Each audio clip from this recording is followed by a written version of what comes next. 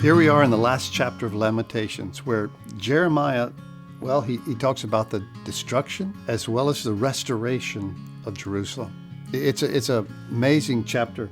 Listen to what he says. Remember, O Lord, what has come upon us. Look and behold our reproach. Our inheritance has been turned over to aliens. He talks about the destruction, how they've been taken from their own land and it's been given over to foreigners. And he then begins to talk about the restoration. So you've got this two-sided coin, if you will, or these two sections of the very final chapter, Lamentations chapter 5. One of kind of remorse and one of celebration. So listen to the first part. The first part is this. They recognize their disobedience, their pain, and their suffering, and they turn to God. And God will use sometimes difficult pain and suffering in our lives to draw us back, to help us see, to sort of stop us in our tracks. I don't know if you've ever had anything in your life that occurred that all of a sudden you go, oh my gosh, how did this happen? How did I get here? Well, this is the story of Israel. They find themselves in such a desperate situation that it wakes them up, and they turn back to God. They cry out for restoration. They say, you, O Lord, remain forever. Your throne from generation to generation.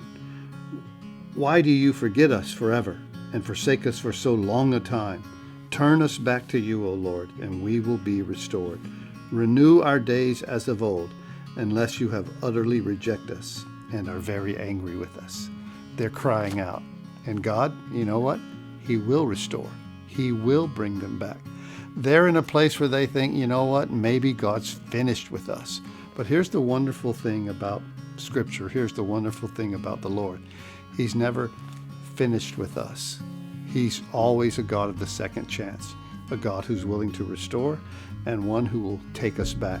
So you've got these two sections in Lamentations 5 where there feels like, God's totally rejected us, but also this great sense of hope and this great sense of restoration that comes from the Lord. Lord, don't forget us.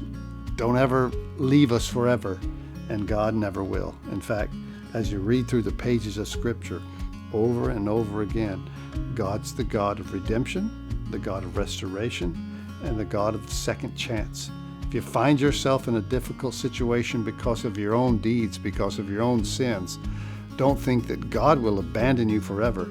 He may let you stew there for a while, but God will use that to bring you back to himself. It's like the story, if you will, of the prodigal son who finds himself in a pig pen and says, you know what?